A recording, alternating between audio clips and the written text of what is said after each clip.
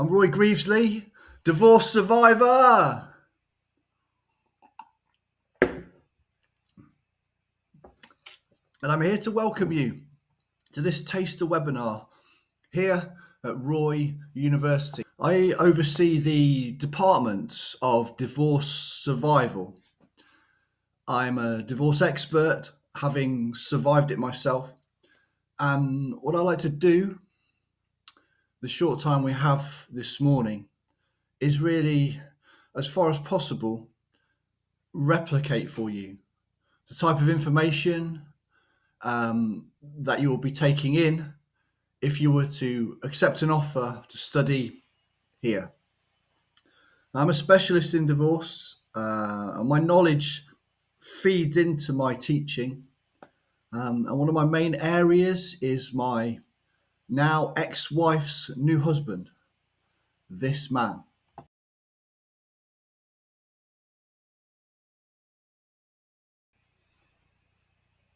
Gary, a tattooed electrician, fanatical Wolverhampton Wanderers FC supporter, known until the age of 10 as Gary Smith, whereupon he changed his legal name to Gary Molyneux Wolves Forever.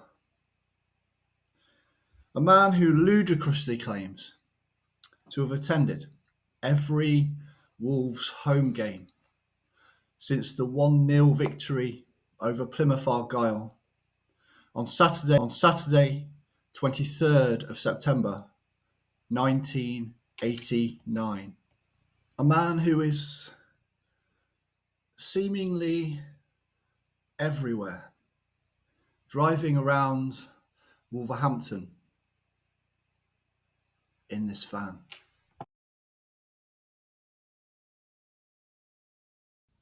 And in between, assisting the good people of Wolverhampton with any electrical problems they're having in their home. Gary emails me constant videos of himself having sex with my now ex-wife, Karen. Having been unable to bring myself to block his email address, some of the videos having a hypnotic effect. One cold, wet night in Wolverhampton, a video with a particular power over me. Many of these videos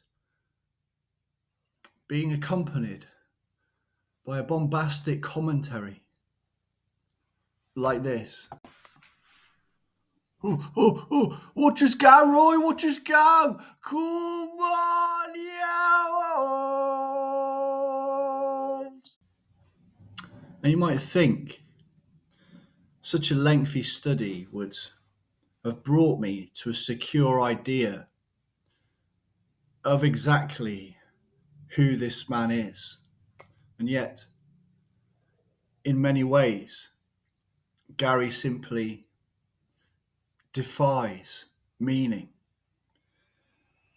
Hence the title of this short webinar.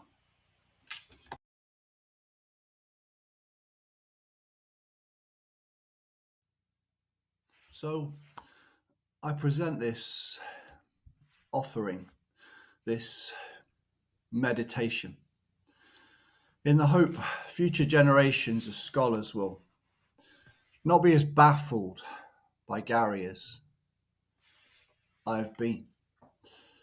His meaning elusive, many questions without answers. Why would a grown man spend the majority of his life paying to watch some millionaire kids chasing a ball the length and breadth of a grass pitch. Happy when a Wolves player briefly touches the ball. Unhappy every moment they don't. Cheering when Wolves score a goal. When Wolves win a game. Trudging home, enervated when they lose. But first, a little background information. Gary Molyneux Wolves Forever was born on Sunday, the 23rd of September 1989, making his claim to have attended his first Wolves match mere hours after his birth. Even more ludicrous. His dad and all his relatives are, I understand, Wolves supporters of long standing, with a long history of all things Wolves. And Gary's van, as you've seen, painted black and gold with the Wolves badge upon it. His favourite player, I understand, is Wolves legend Steve Bull.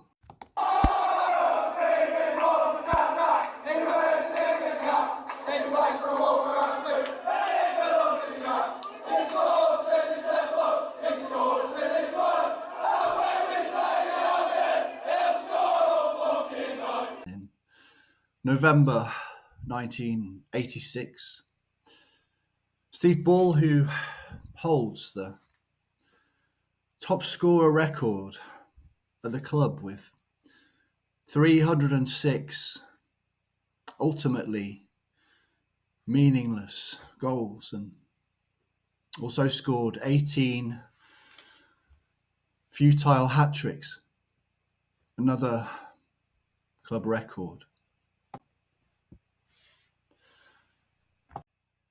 Gary is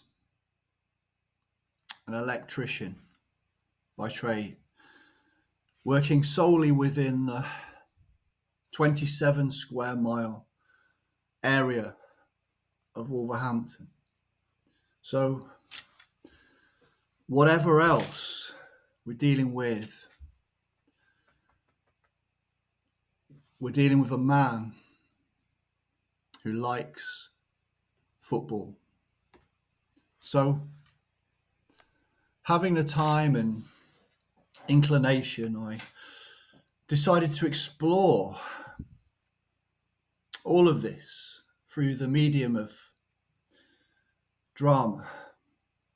And I've written a play from which this webinar takes its title, Waiting for Gary.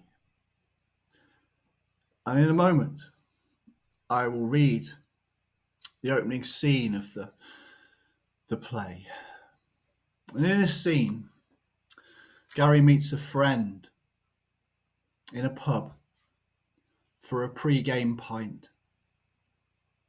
Gary's friend's name is Barry. Do you think we'll win today, Gary? I think we'll win. We might lose. Or draw. It'll be one of them three, won't it?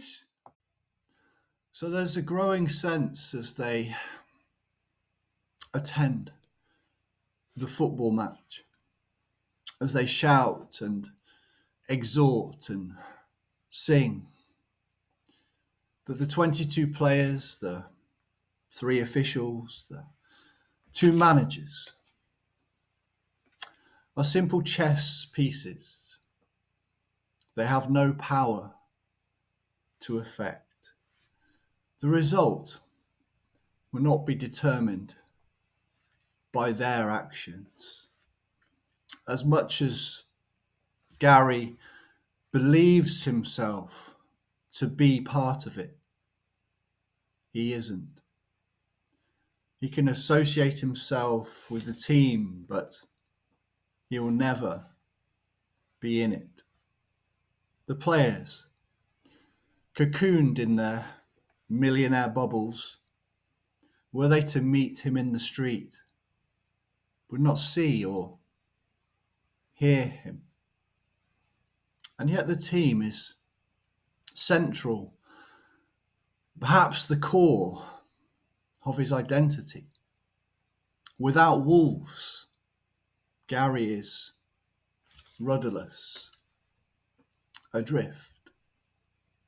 Football provides meaning, yet in itself is meaningless. Wolves were defeated today by Tranmere Rovers. Who cares? It provokes an important question. What would happen to Gary if you took Wolves away? A question I explore in scene 2 of the play.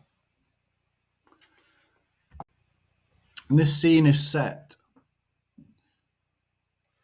on a planet, Earth, which has been taken over by General Zod.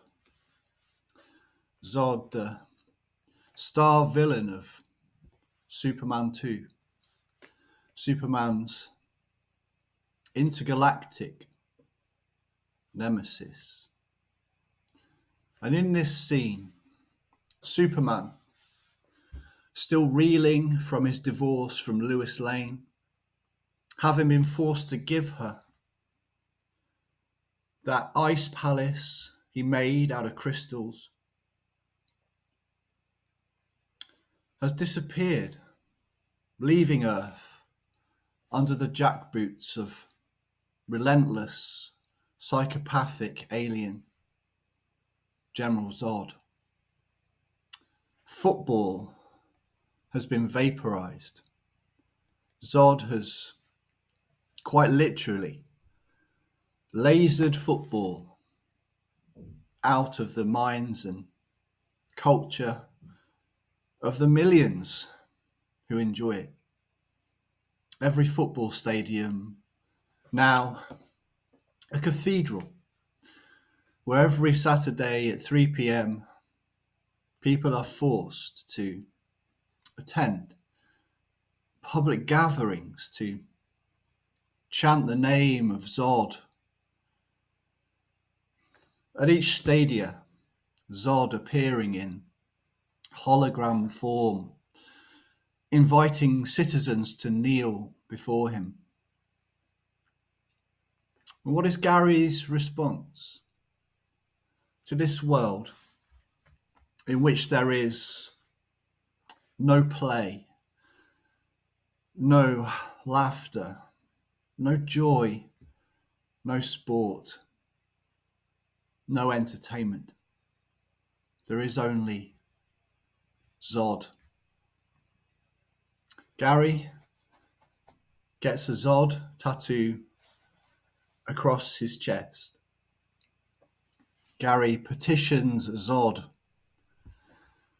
Zod has dismantled all apparatus of government, but he's left an email address. Gary records him a message and emails it to him. All right, Zoddy, how been you? Full respect and that. Can we get some entertainment? It's all a bit sludgy at the moment. How about a nice football match? Or what about a video of me having it off with Karen, my wife? She like you know, your pale translucent skin, your jack boots, your little beard. It's all there. And Zod never receives the message. The email address is not being monitored. Zod doesn't care. Zod soon tires of his daily existence, learning like so many before him that omnipotence is extremely boring. He begins allowing some small interactions with citizens. The next Saturday at 3 p.m. in what was once Molyneux, Gary's home from home since the day of his birth, Zod appears on screen in hologram form and commands questions or comment from his subjects. Who will dare speak to me? His voice booms across the continents. Who dares engage Zod? He's met with silence. But suddenly, amongst the billions, standing cowed in their fear,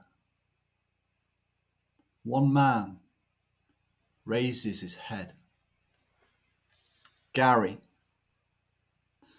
Gary in full Wolves home kit, shorts, shirt, boots, socks, steps forward and approaches Zod.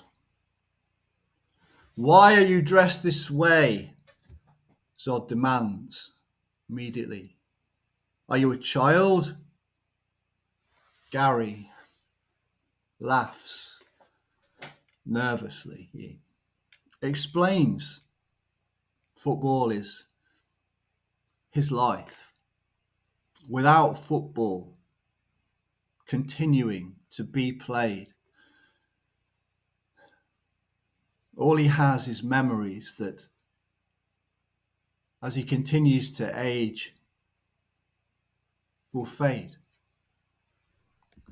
Zod smiles. He enjoying Gary's pain. He is psychotic after all, and yet, as Gary kneels before Zod, placating him, he listens at first with disdain, but then with growing interest as Gary describes the ups and downs, the highs and lows of his life, and watching football, the emotional roller coaster, a treadmill of tears and perpetual disappointment. And he thinks, could this game, this football, provide the stimulation that I lack? Could this be the answer? No.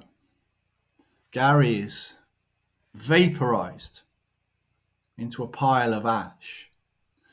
The next person is called forwards.